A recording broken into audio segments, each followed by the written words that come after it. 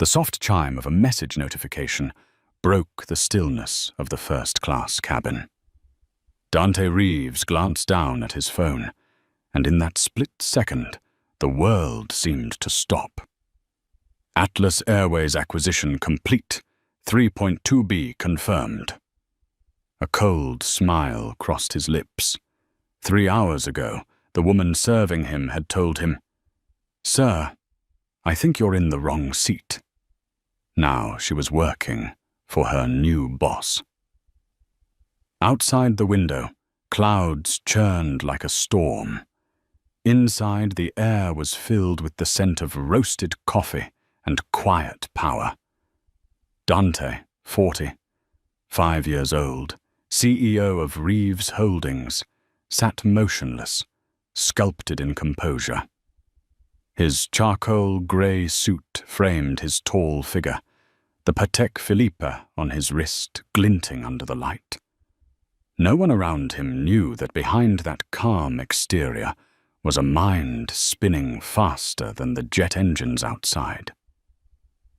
Flight AAW 237 from Atlanta to San Francisco was supposed to be just another business trip. But today, it had become a stage for a lesson in power and prejudice.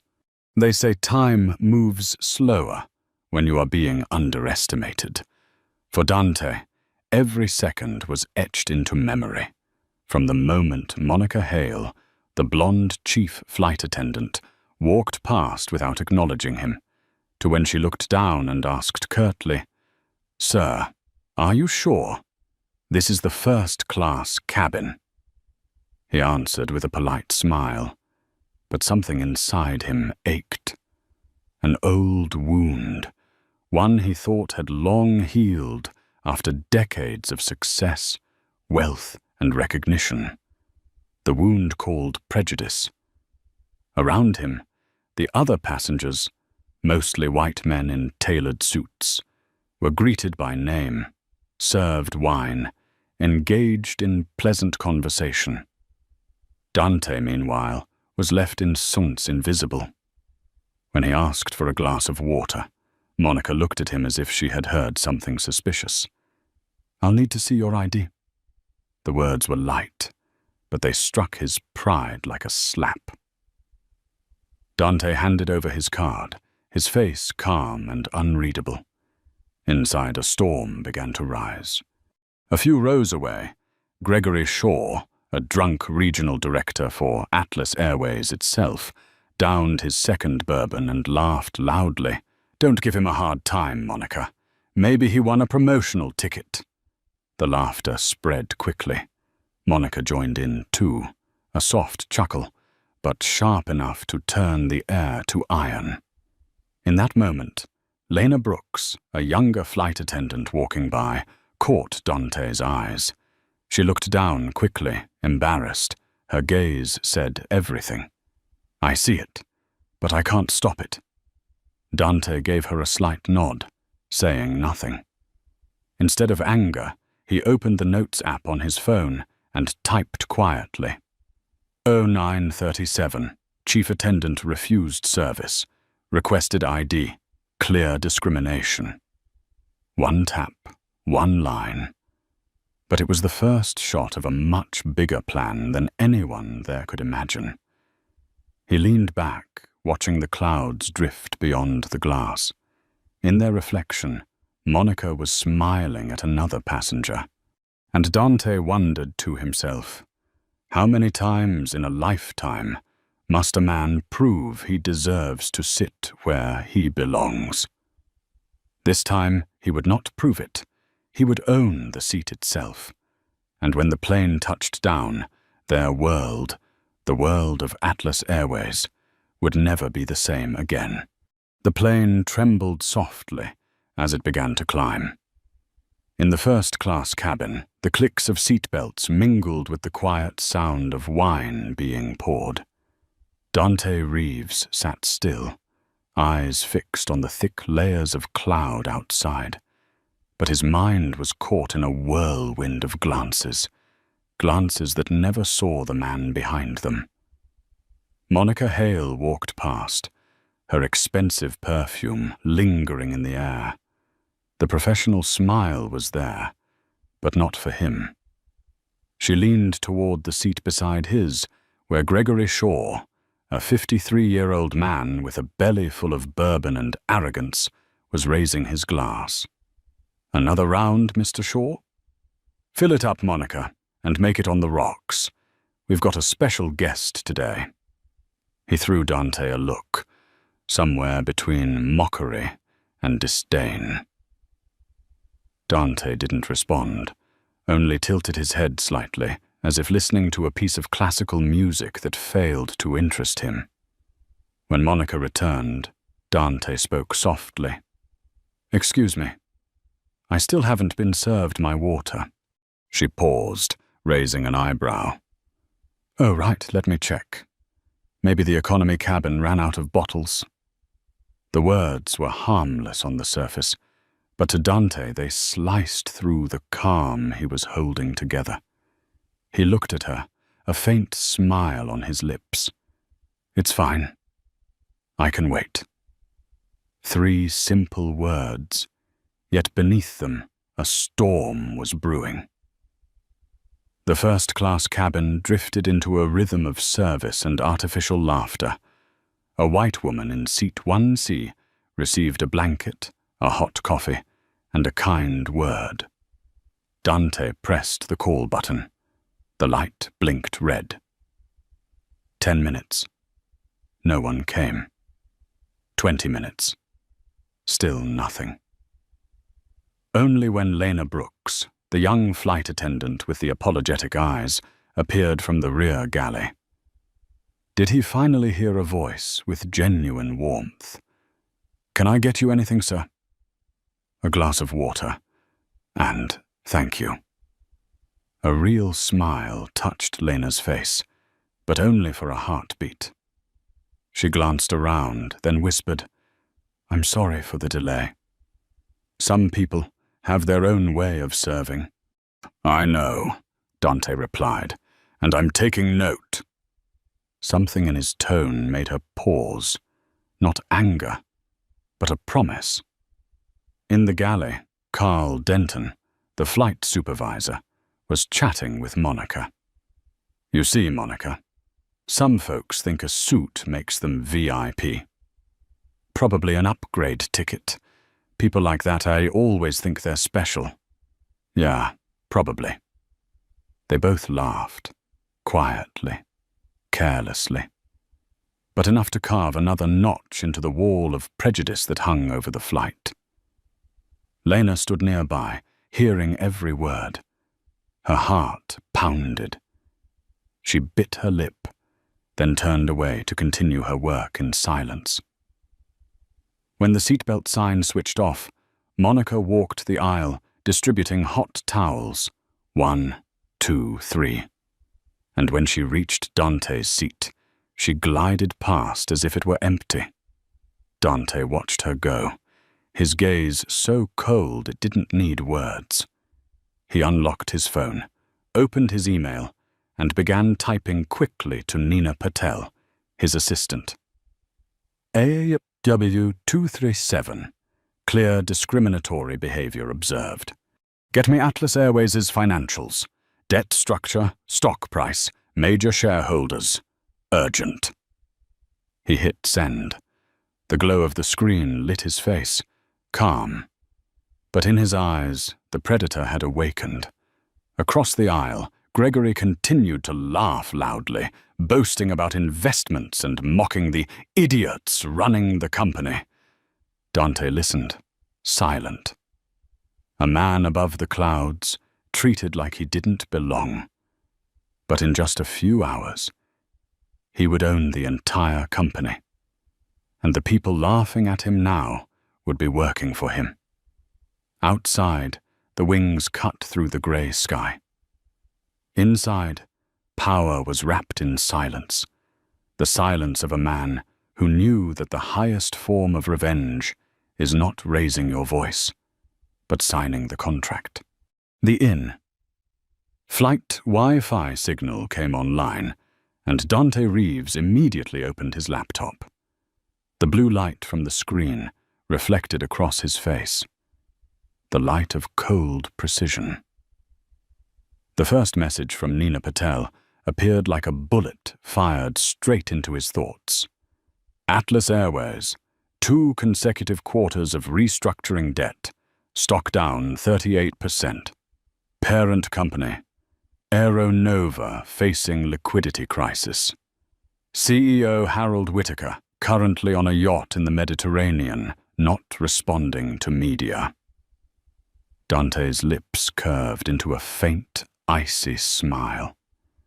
In his mind, the pieces began to align. A collapsing airline, a blind executive board, a rotten service culture.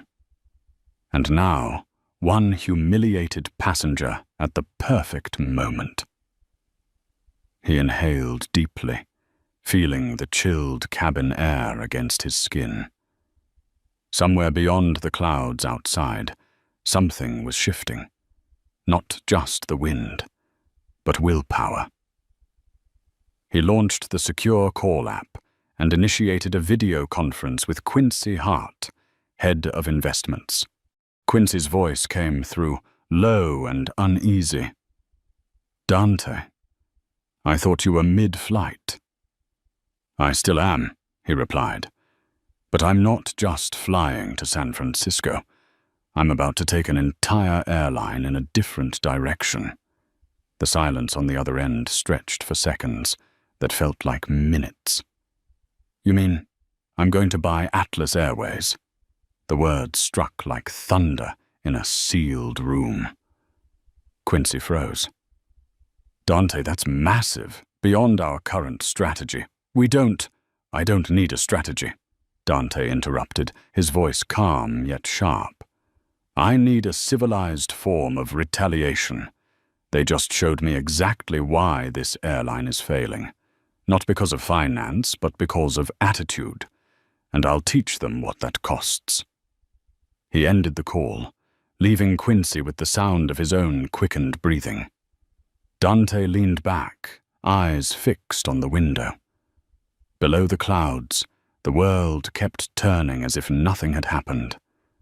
Monica passed by, smiling at Gregory, her head lowered in deference. Dante watched her, and in his eyes there was no anger anymore, only analysis. He opened his notes app and began typing. Pattern. Poor leadership equals decayed culture, a loss of humanity. Solution. Rebuild system from the root. Each word appeared like a chisel carving into stone. He wasn't writing words, he was writing intent. The first-class cabin settled into the quiet rhythm of engines and shallow laughter. Gregory was still boasting to another passenger about Atlas merging with a major partner. He had no idea that the partner was Reeves Holdings. Dante smiled faintly, as if watching a play where he was both the audience and the unseen director, the one who already held the script. Amid the calm, Lena Brooks walked by again. She greeted softly, her voice tinged with hesitation. "Everything all right, Mr. Reeves?" He looked up, his tone gentle. "Fine. But things might be about to change." Lena frowned, puzzled. "Change? How so?" "The entire sky," he said. She chuckled lightly, thinking he was joking. But Dante never joked. Never. As the sunset spilled through the window, he placed his hands on the keyboard once more. The final email went out to his legal team. "Prepare urgent M&A file. Target. Atlas Airways. Aeronova Group. Cap. 3.5B USD. Prioritize speed. No negotiation. Objective. Gain voting control within 24 hours. His fingers hovered in mid-air, then pressed send. One small motion, enough to make thousands of people dozens of offices, and an in total industry tremble. Inside the dimming cabin, Monica kept smiling, Gregory kept drinking, Lena kept serving. None of them knew they were on the last flight ever to operate under the name Atlas Airways. And Dante Reeves, the passenger once dismissed in seat 2A, had just set in motion a deal that would go down in history, not for the money it made, but for the way one man chose to rise above humiliation, through power. The sunset painted half the plane in crimson, its reflection glowing across the glass before Dante Reeves. In the first-class cabin, everything moved slowly. The soft clink of glasses, the distant roll of a trolley, the low laughter of men drunk on arrogance. But beneath that quiet surface, another symphony was beginning. One of power and consequence. Dante's phone buzzed non-stop. Quincy Hart, Nina Patel, Sophia Marquez, all were online. Atlas Airways Wi-Fi, unknowingly, had become the emergency network for a deal that would shake the entire U.S. aviation industry. "We're ready," Quincy reported. "Aeronova's stock is at a record low. If we buy aggressively in after-hours trading, we can hold over 30% by tonight." "Do it," Dante replied curtly. "You really want to pour this much money into the airline?" Sophia's voice was calm but tight. "It's not about money," Dante said, eyes fixed on the window. "It's about a lesson. Some places only change when they're bought." Across the aisle, Gregory Shaw was still boasting, blissfully unaware that his own company was being repriced by the second. They're cutting staff, slashing benefits, raising ticket prices, and still losing money. This airline's dying. Monica chuckled. "Then you'd better find a new job soon." "Me?" Gregory thumped his chest. "I control the East Coast premium routes. No one can touch me." Dante tilted his head, smiling faintly. Those words, "no one can touch me," were exactly what false power always believed. But he knew better. In the real world, everything had a price. He opened his laptop again. Numbers streamed across the screen like blood through veins. One by one, shares of Aeronova Group were being quietly absorbed by his investment fund, piece by piece, seat by seat. The airline that once prided itself on flying high was now being dragged down by the man they had humiliated. Sophia's final report arrived. "At this pace, we'll secure 51% voting control before landing. But Dante, this will trigger a shockwave. The media, the board, shareholders." "Let them be shocked," he interrupted. "Sometimes the world needs a storm to be cleaned." Monica returned with a tray of wine. "Mr. Reeves, we've just updated our wine selection. Would you like to try one?" Her voice was suddenly sweeter, her tone softened. She'd noticed the rare Patek Philippe gleaming on his wrist, a timepiece owned only by the ultra-wealthy. "I thought this cabin was out of drinks," Dante said quietly. Monica froze, her smile stiffening. "Ah, my apologies. Earlier It's fine," he interrupted, taking a sip.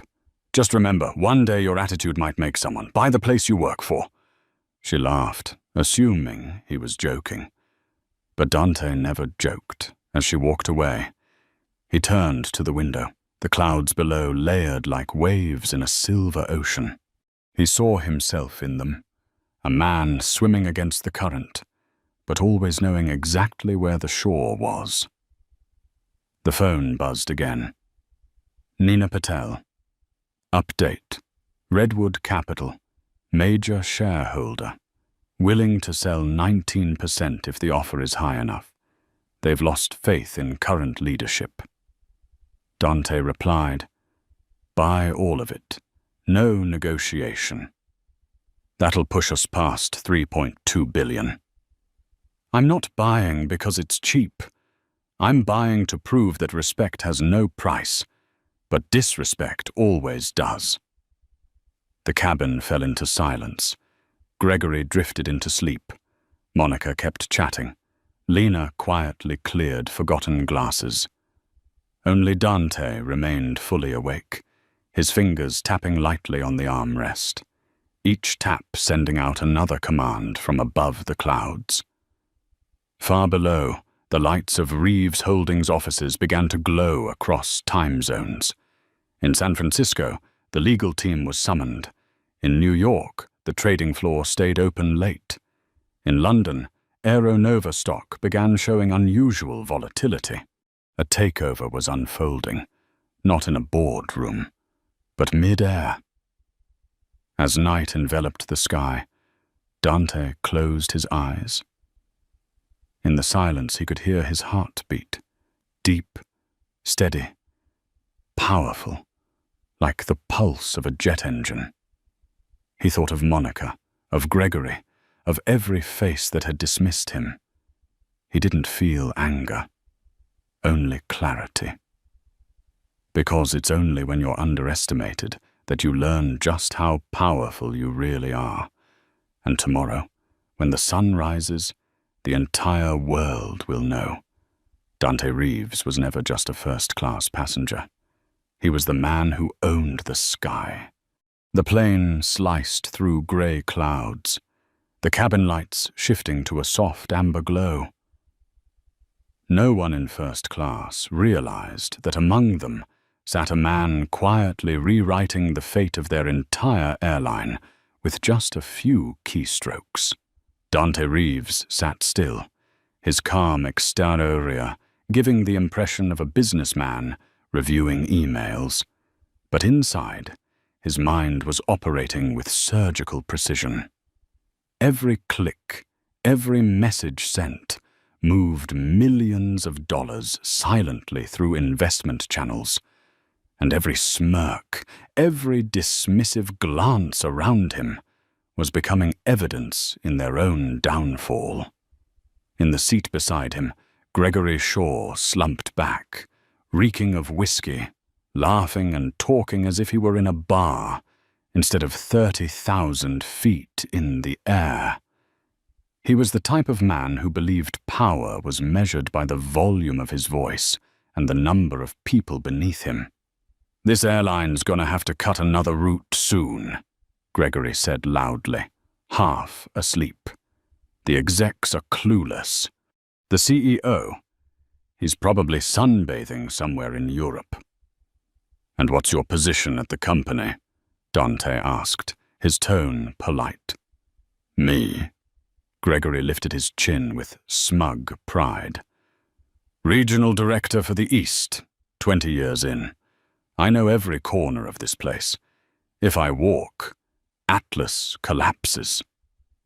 Dante looked at him, a faint, almost pitying smile touching his lips.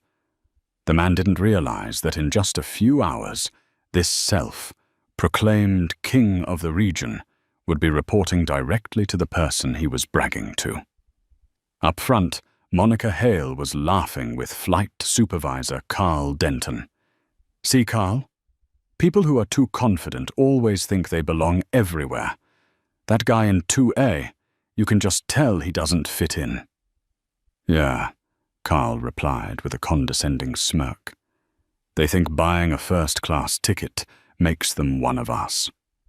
They both laughed, unaware that every word was being captured by the tiny microphone inside Dante's wristwatch, a device he often used to record meeting notes.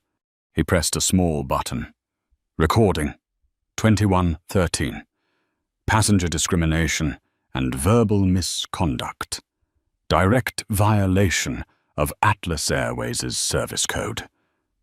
3 rows back, Lena Brooks was still quietly doing her job. She moved swiftly, gracefully, her eyes flicking toward Dante now and then to make sure he was all right. When she discreetly placed a fresh napkin on his table, she whispered, "I'm sorry for my colleagues. I can't intervene directly, but I see what's happening." Dante nodded slightly, his voice low but firm. "Don't worry, Ms. Brooks. One day, I'll need people like you." She froze, puzzled by the calm certainty in his eyes, as if he were looking straight through time. Inside the cabin, Dante continued reviewing the files Nina Patel had sent.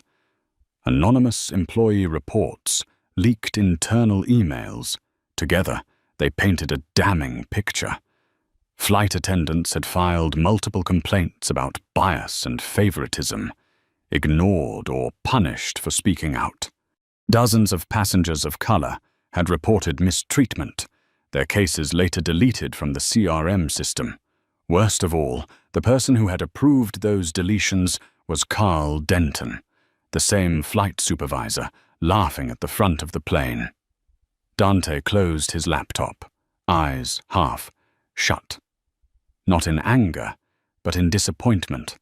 Disappointment in a system built not to correct mistakes, but to conceal them. Meanwhile, far below on the ground, Sofia Marquez's legal team was moving like a storm. They finalized the remaining stock purchases, filed documentation with the Securities and Exchange Commission, and prepared to announce Reeves Holdings' full acquisition of Aeronova Group. A corporate takeover at cruising altitude, something the aviation world had never seen. When Dante opened his eyes again, the moonlight had filled the window. The view outside was serene, eerily at odds with the storm waiting below. He glanced toward Monica and Carl, still laughing, unaware that each laugh marked the end of their careers. "A company doesn't collapse because it runs out of money," Dante thought. "It collapses when its people believe they can step on others without being seen."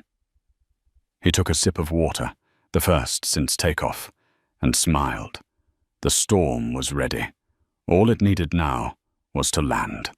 The wind hissed against the body of the plane, blending with the faint hum of the engines. The first-class cabin was unusually quiet, filled only with the rhythmic tapping of Dante Reeves's keyboard. The light from his screen reflected across his face, the glow of a revolution unfolding in silence. On the encrypted channel, data streamed rapidly. Reports flooded in from trading centers around the world: New York, London, Tokyo. Shares of Aeronova Group were being swept up through dozens of proxy funds. "Current holdings, 32.4%, Quincy Hart messaged. "Continue," Dante replied. "Price is climbing due to heavy volume." No negotiation. Just 2 words, cold as steel. Yet behind them was a financial operation of global scale, commanded by the man in seat 2A, the same man who only hours earlier had been asked to show his ID. Monica Hale passed by, glancing at him with a mix of curiosity and unease. Dante hadn't lifted his hands from the keyboard for an hour. She assumed he was just another mid-level manager buried in spreadsheets, unaware that in a matter of moments he would decide the future of her entire career. "Mr. Reeves," Monica said gently, "would you like another glass of wine?" "No, thank you," he replied. "I don't drink while I work." "Work?" She forced a smile. "On a plane?" Dante looked at her, his voice calm as air. "Some work can only be done from above." The answer unsettled her. She didn't understand. But in a few hours she would. From behind, Lena Brooks approached quietly, placing a small envelope on Dante's table. "You left your boarding pass receipt. I thought you might need it. He nodded. Thank you, Lena. Do you remember what I told you? About needing someone like me? Yes. When the time comes, I'll find you. Lena smiled softly, her eyes still carrying a trace of fear. She didn't know that her smile would mark the beginning of a new chapter in her life. The plane jolted through heavy turbulence. Passengers gripped their armrests. Monica steadied her tray of wine, but Dante only smiled. To him, this shaking was nothing compared to the earthquake already rippling through the financial markets below.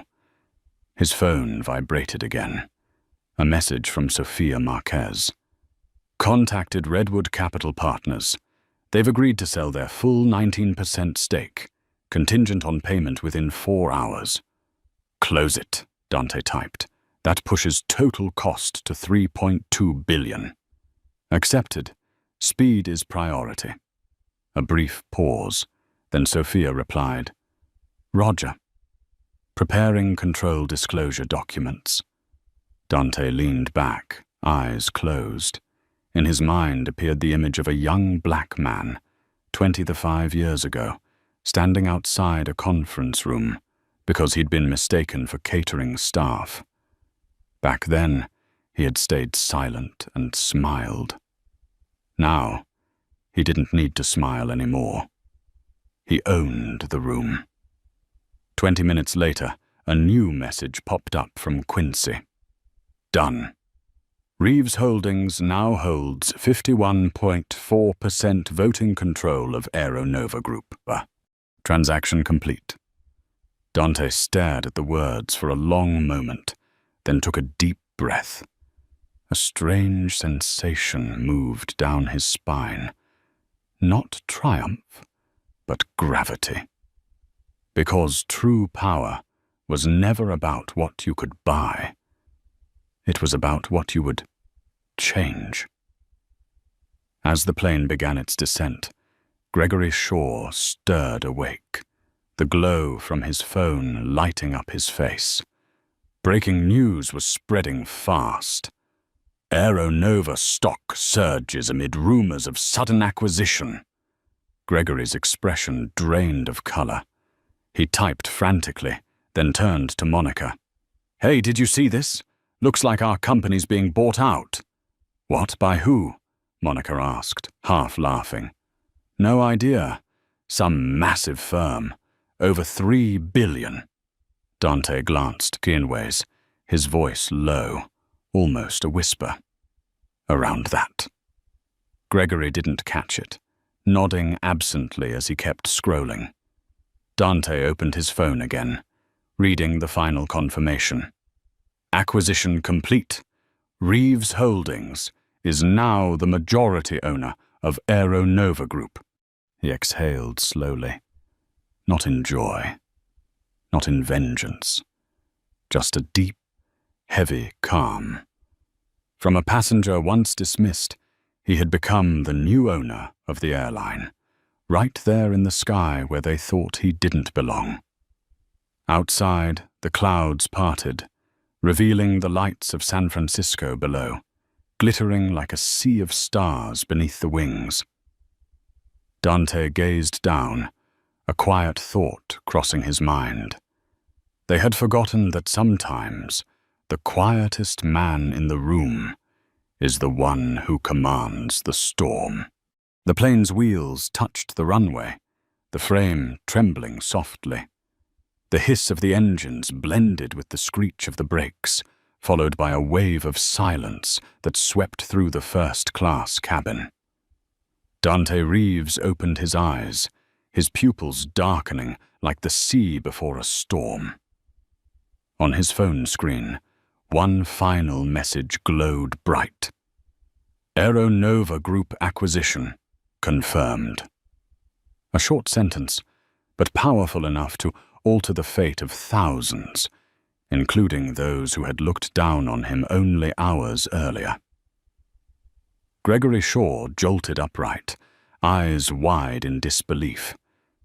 His phone buzzed relentlessly with breaking financial alerts. Aeronova stock halts in emergency trading.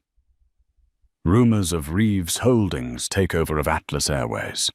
No way, Gregory stammered. Reeves Holdings. Dante Reeves. That's impossible.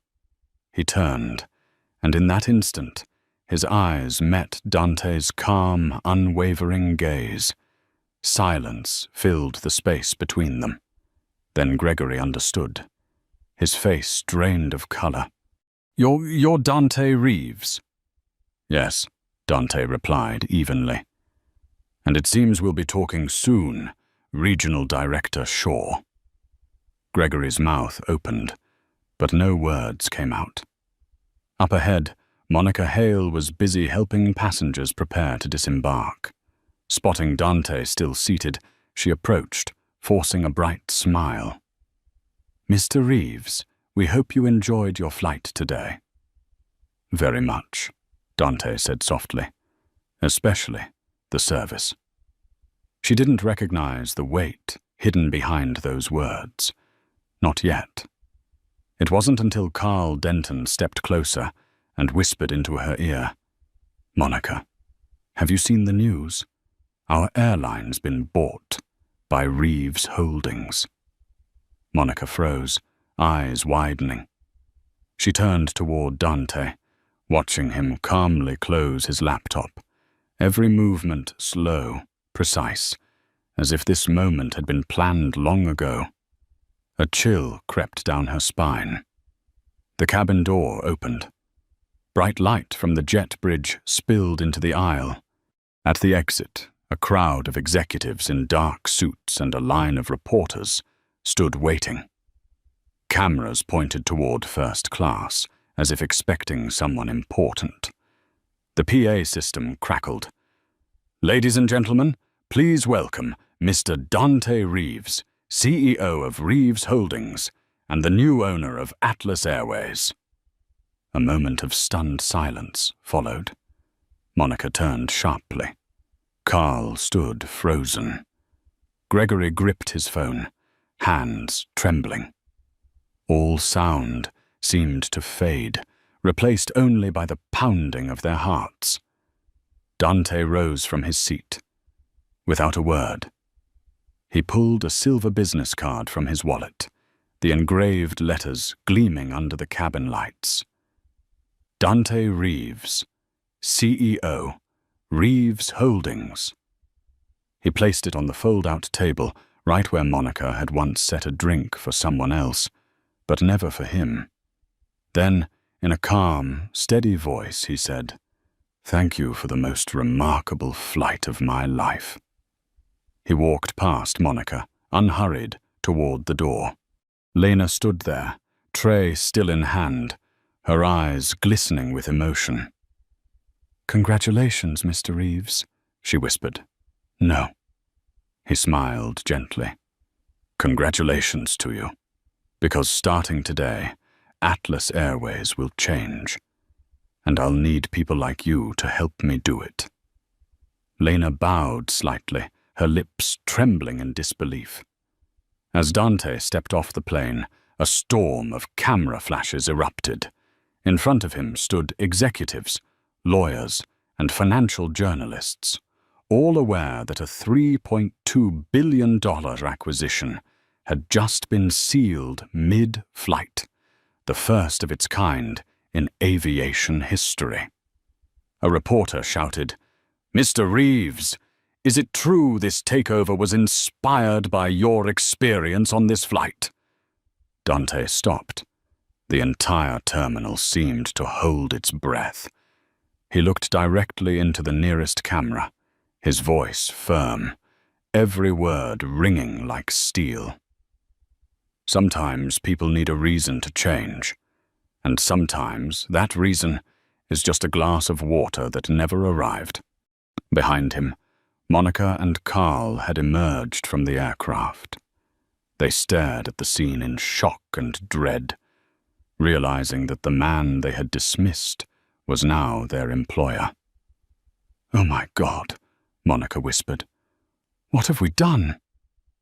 "We just spilled water on the man who can fire the whole company," Carl muttered, his voice hoarse. Around them, chaos and awe mixed. But Dante stood still. No gloating, no revenge. Only quiet resolve. His eyes turned toward the horizon, where the planes of Atlas Airways were still taking off, carrying an outdated emblem of arrogance. Tomorrow, they would bear a new one, a symbol of equality. And that night, history would record a simple truth. A man once disrespected on a flight had just bought the entire sky. A week after the event that shook the financial world, the headquarters of Atlas Airways in Chicago buzzed with chaos. Ever since the news broke that Reeves Holdings had officially taken control, hundreds of employees had been living in a storm of rumors. The doors of the 40th floor boardroom opened. Inside, the air was thick with tension. Dante Reeves stood at the head of the long table, the light glinting off his black suit, giving him an air that was both calm and dangerous. Around him sat a mix of faces, some from Reeves Holdings, others remnants of Atlas leadership, their expressions tight, bracing for judgment. "Let's begin," Dante said, his low voice carrying the weight of command. "I'm not here for revenge. I'm here to fix the way this company treats people." Dana Mitchell, the aviation consultant he had just brought in, tapped her remote. The first slide appeared, cold numbers projected on a massive screen. Over the past 5 years, Atlas has received 84 complaints related to discrimination. 90% were dismissed without investigation. The room froze. Whispers died down. Dante crossed his arms, his gaze sharp as a blade. Who authorized those dismissals? Sophia Marquez, Dante's legal advisor, flipped through her documents. All of them were approved for closure by Carl Denton, regional supervisor, and Bradley Thompson, Eastern Division Director. The mention of Bradley Thompson's name made several people lower their eyes. Dante looked around. "Where is he?" "He called in sick yesterday," Dinah replied. "Good," Dante nodded. "He'll need plenty of time to reflect on his poor decisions." He turned to the next slide, a photo of Monica Hale. His voice remained steady, but the air in the room grew heavy as lead. "This is the flight attendant who served me on that flight," he said. "And she didn't just fail to serve. She represented exactly how Atlas saw people through the lens of color." Silence thickened.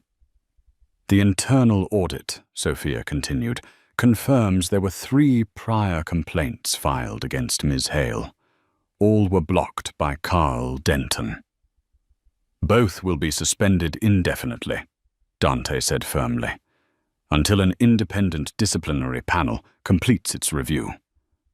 An older man, the deputy head of HR, spoke up, his voice trembling. "Mr. Reeves, if you terminate them now, the media might call it personal retaliation. Aren't you worried about that?" Dante turned, his eyes suddenly bright, almost fierce. "I'm not afraid of the truth. I'm afraid of silence, and I refuse to let a company I own operate on fear." He gestured toward the door. Lena Brooks stepped in. She still wore her flight attendant uniform, but now a new nameplate gleamed on her chest. Customer Service Training Advisor. Lena's hands trembled slightly, but her eyes were clear. "Brooks," Dante said, "please tell everyone what you saw that day." Her voice was small but steady. "I saw injustice, but I also saw fear. We were all afraid of losing our jobs if we spoke up. I just hope that now, no one has to be afraid anymore." The room was silent. In that moment, Dante saw a reflection of himself 20 years earlier. A young man who had once stayed silent out of the same fear. "Thank you, Lena," he said. "From today forward, every employee can report misconduct directly to an independent department under your supervision. No management filter, no gatekeepers."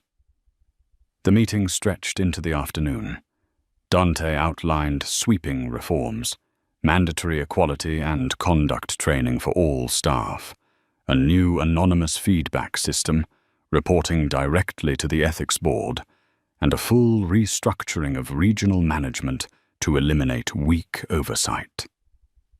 No one spoke. They just watched the man who had turned their entire organization inside out in less than a week. That evening, images of Dante Reeves leaving the Atlas Airways headquarters flooded news outlets and social media. First black CEO to own a major U.S. airline launches anti-discrimination overhaul.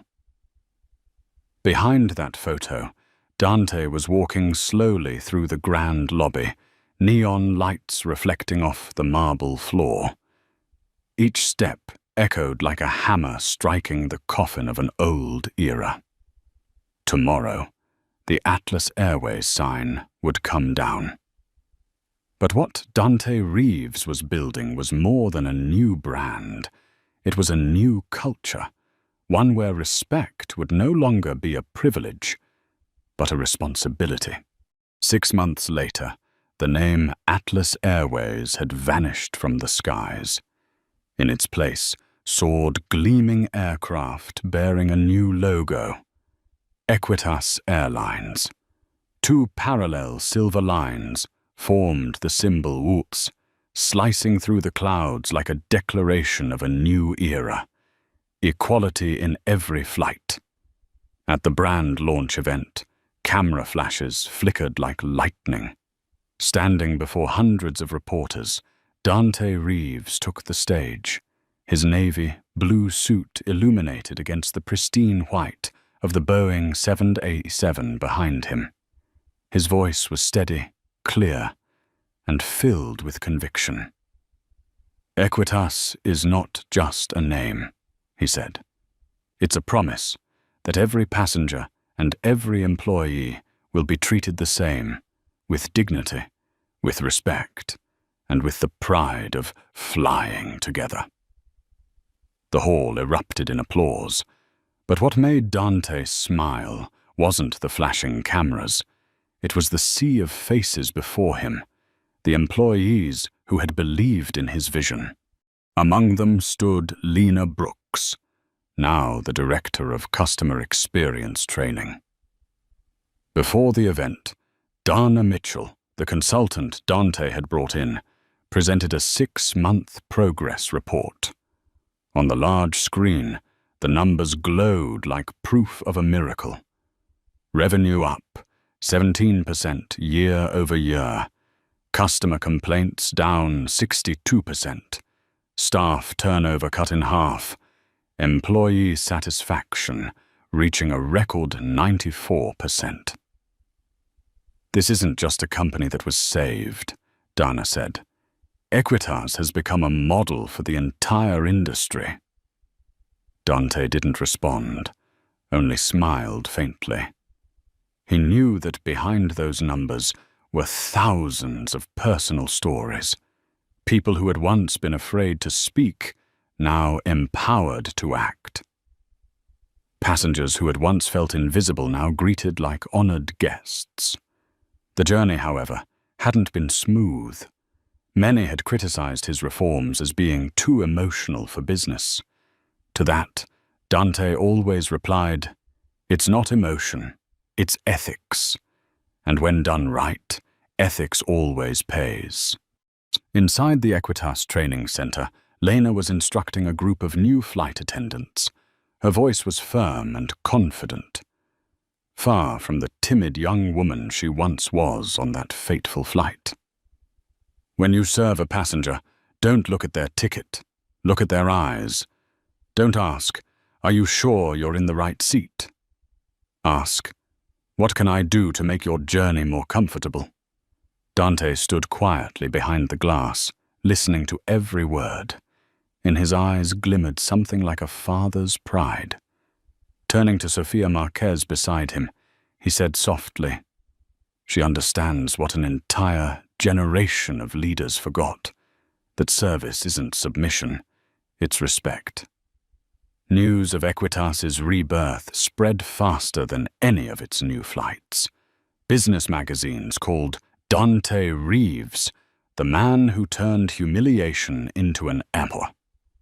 Harvard Business Review published an article titled "The Reeves Method When Ethics Becomes Profit." Reeves Holdings' stock price doubled, and airlines across America began adopting Equitas's training policies. At the office of the International Aviation Federation, a formal letter arrived for Dante. "We wish to honor you for proving that equality is not just a slogan, it's a viable business strategy." But for Dante, the true reward lay elsewhere. One morning, during an unannounced inspection, he boarded a short flight from Dallas to Seattle. Seat 2A, the same as before. A flight attendant approached with a warm smile. "Good morning, Mr. Reeves. It's an honor to have you with us." "Thank you," he said, "but today, treat me like every other passenger." The attendant smiled gently. "Of course, sir. At Equitas, everyone already is." Dante nodded and gazed out the window. Outside, the clouds parted as sunlight glinted off the silver wings of the plane, the Iqbal symbol shining proudly. In that reflection he saw himself, a man who had once been looked down upon, now redefining power through the very thing he was once denied: respect. As the aircraft climbed, the captain's voice came through the intercom. "Ladies and gentlemen, welcome aboard Equitas Airlines, where every flight is a journey toward equality." Dante closed his eyes and smiled faintly. Amid the endless blue sky, he no longer heard the roar of engines, only the heartbeat of a dream realized. A new airline, a new culture, and an old lesson reborn. Respect isn't something you're given, it's something you build. 1 year had passed since that fateful flight. At the Chicago International Convention Center, the stage lights illuminated every row as hundreds of representatives from airlines, transport conglomerates, and human rights organizations rose to their feet in thunderous applause. On stage, Dante Reeves, now known around the world as the man who brought justice mid-air, stepped forward slowly, joined by Lena Brooks, now Executive Vice President of Customer Experience at Equitas Airlines. Lena spoke first, her voice warm and confident. "A year ago, we were a failing airline. We hadn't just lost customers, we'd lost our soul. Today, Equitas stands here not because of numbers, but because of a philosophy. Respect is the most powerful fuel for every flight." The hall erupted again in applause. When she stepped aside, Dante moved to the podium, the lights reflecting in his calm eyes that had once seen the world judge him by color, now reflecting belief. "Exactly 12 months ago," he began, "I sat on a flight and was asked to show my ID to prove I belonged in first class. Today I have nothing left to prove. I only need to know that anyone, in any seat across the sky, deserves to be treated with dignity." The screen behind him lit up, showing figures that stunned the entire aviation industry. Equitas's market value had doubled. Customer satisfaction was the highest in the sector. and the airline had just received the Airline Equality Leadership 2025 award. But Dante didn't speak of success. He spoke of humanity. "I didn't buy an airline," he said, his voice deep and steady. "I bought back the chance for those once looked down upon to finally stand tall." The room fell silent. In the last row, Monica Hale, the former flight attendant who had unknowingly started it all, sat quietly. She no longer wore the uniform of her past, just a simple blouse, the kind worn by frontline staff at a small regional airline in the Midwest. In her hand was an invitation marked "Honored Guest, Career Restoration Program." When the speech ended, she stood and walked toward the stage, her hands trembling.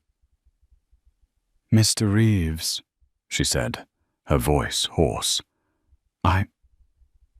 I was the one who made you feel humiliated.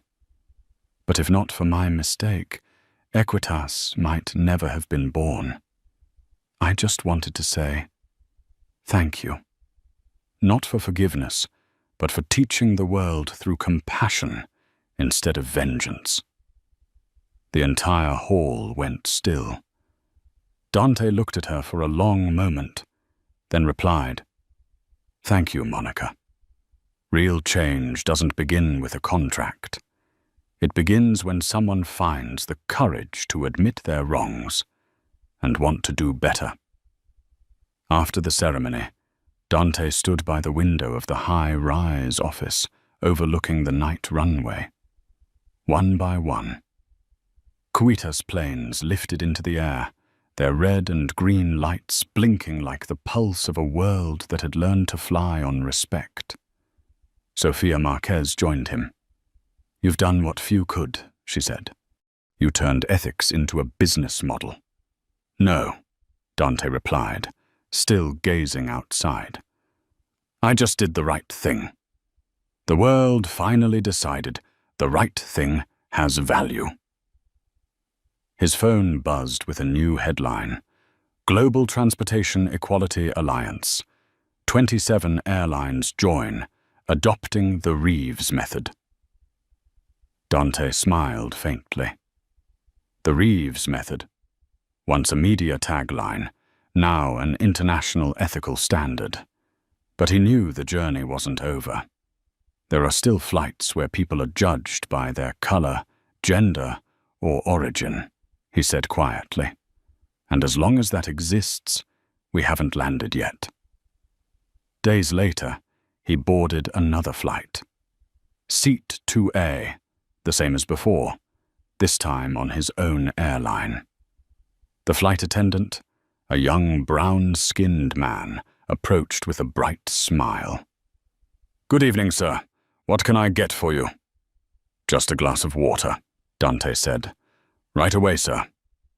The attendant turned to leave, and Dante smiled faintly. No one recognized him. No one treated him differently. And that was exactly how he wanted it. A world where respect didn't require a title. As the plane soared into the night sky, Dante looked down at the glittering lights below. He remembered his father's words. "You can't change the world with a fist, only with an open hand." That open hand had lifted an entire industry out of its darkness, and at 30,000 feet, among the still clouds, he finally understood. Justice isn't punishment. Justice is when no one else has to endure the injustice you once did. The story of Dante Reeves closed with the first light of dawn rising ahead of the cockpit, where the sky opened wide, clear, vast, and fair. The sky was never fair to Dante Reeves, not until he redefined what fairness truly meant. From a passenger who was once dismissed in seat 2A, he turned humiliation into the spark that ignited an entire industry, turned pain into vision, and turned a glass of water denied into a lesson on human dignity for the whole world. Dante's story is not about power or wealth. It is about the strength of choice, the choice not to rage, but to act, not to destroy, but to rebuild. Because sometimes revenge isn't about making someone fall, but about making an nth system rise the right way. Today, the planes of Equitas Airlines take off every day carrying a single belief, that every person, no matter who they are, where they sit, or how they look, deserves to be treated with respect. An empire built from the pride of a man once looked down upon, and sustained by the compassion of someone who knows what it means to be judged. If this story makes you believe that justice doesn't need force, only vision and heart, leave a like to share that message. Subscribe to join more journeys where ordinary people continue to do extraordinary things. And before you go, leave a comment with just 3 words. Justice takes flight. Because maybe, like Dante, one day you'll be the one who teaches justice to fly.